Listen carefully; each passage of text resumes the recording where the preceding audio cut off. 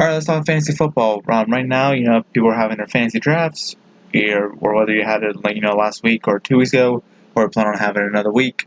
I'm here to give you my 5 players that I believe you should, pick in mid-round, obviously known as like sleeper picks.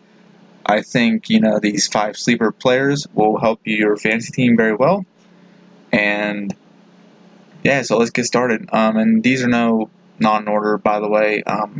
So for those who are curious, they're not in order. They're just 5 players who I think are really going to have great years or even repeat their season they had. So let's get started with the 5 players. For the first player I have is Matt Ryan. Obviously, if you look at his stats on screen, he obviously had a great year in fantasy, but with the Falcons record, being horrendous, people overlooked how great Matt Ryan was last year. I mean, 4,924 yards, almost 5,000, 35 touchdowns, 7 picks. I mean, can't really blame. I mean, can't really say anything else. I mean, if you got rid of the Falcons record, that's an MVP year. That's an MVP quarterback right there. So I really think Matt Ryan can have a great or even better year than he had last year, and I feel like with quarterbacks like Patrick Mahomes, Andrew Luck, Aaron Rodgers, and all them guys getting drafted off the board, you could honestly couldn't go anywhere wrong with Matt Ryan because you'll have a great running back. You most likely have Alvin Kamara, Christian McCaffrey as your first round pick, or if they're second round pick, you can have a great receiver. So by the time round 3 or 4 hits, Matt Ryan should honestly still be on the board, and that's where I should honestly take Matt Ryan. Because if he has the same exact year like last year, or even better yet, which I do expect him with all of his key weapons on both offense and defense returning, I do expect Matt Ryan to have a better year. I would honestly draft him in fantasy, if you already have your elite running back and receiver. On to the second player. Some people might say it's a little biased because it's obviously a Packers podcast, but I think Aaron Jones is honestly could be like the next, whether it's Alvin Kamara or Christian McCaffrey, whether he's running the ball or catching the ball. Look at the stats: 728 rushing yards, 8 touchdowns, running 26 reception, 260 yards, and a touchdown. Dude is honestly could be similar to a young out, or they were both obviously rookies in 2017, but his play style is kind of a little bit similar to Alvin Kamara's. So, say you have your Patrick Mahomes or and your wide receivers and all that stuff, and if you're looking for a running back with points on the board, which Aaron Jones did pretty well in the games he started for fantasy. I remember starting him in the Bills game, and he gave me 15 or so points in that game. So it was very nice of Aaron Jones to give me some points. But yeah, if you're looking for a running back in mid-round or midway through the draft, I would honestly go for Aaron Jones after the season he had last year, and I do expect him to get better with a new head coach and new game plan. The third player on my 5 players you should honestly get is Kenny Golladay. He came out of nowhere last year with, as he on the board, 70 receptions, 1,000 yards, and 5 touchdowns. With Marvin Jones, alongside him too, Marvin Jones will probably get more, better stats than him. But Kenny Golladay, you couldn't go wrong with him as the Lions continue to get better too, and Matt Patricia hopefully getting, the offense better.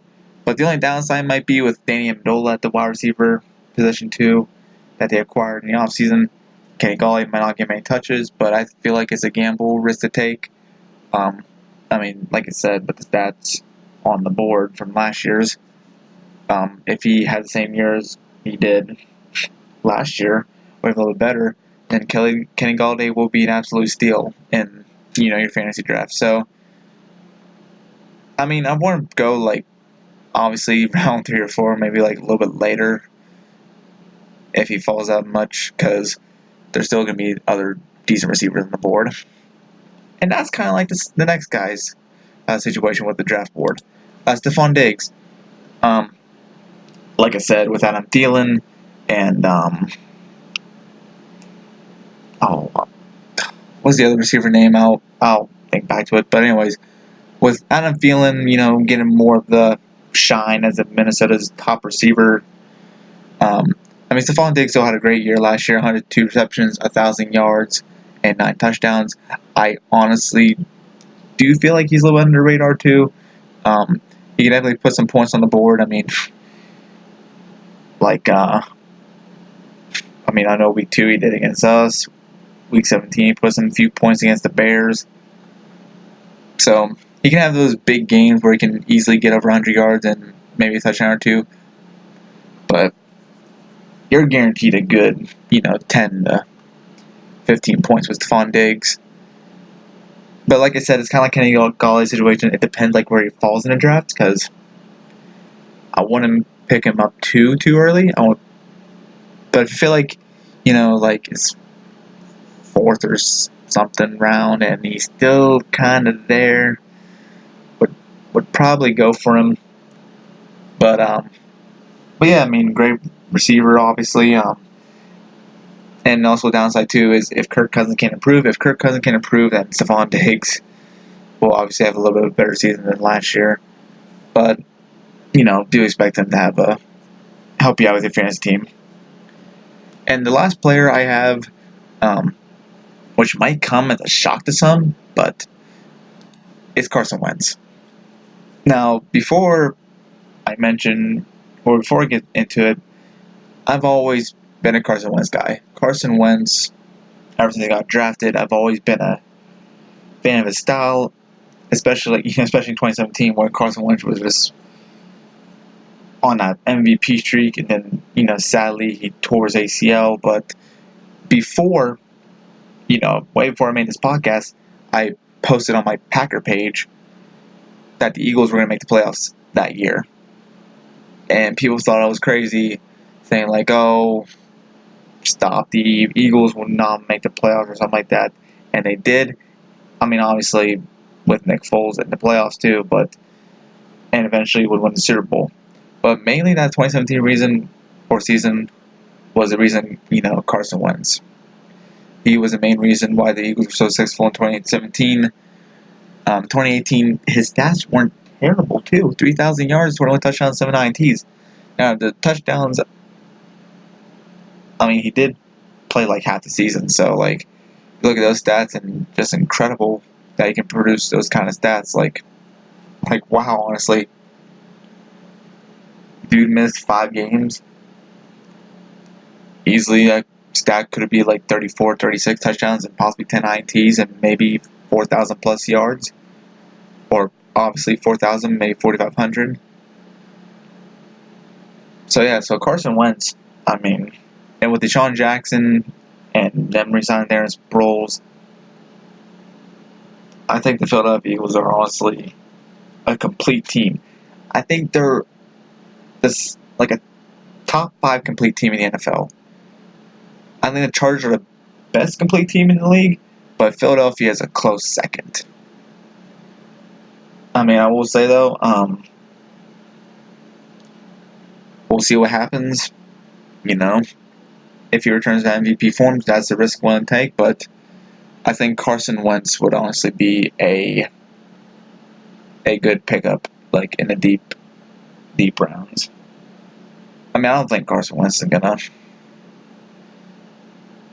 be going early in the draft. I think he'll be obviously with obviously it's a sleeper pick. So, but I know there might be a lot of controversy with the players I picked. But that's okay. Not everyone's perfect. If you have a question, please leave your thoughts down below. I did want to give an honorable mention. I wanted to put Devontae Freeman, but I didn't because I don't know how his injury after post-injury is going to affect him. Devontae Freeman was also a beast on the field that can guarantee at least 15, 20 fantasy points. So we'll see what happens. But yeah, guys. That's all I have really. So, like I said, let me know down in the description below, or the comments, not description, my bad, and leave thoughts and opinions. Alrighty, guys. Take care. Have a good one.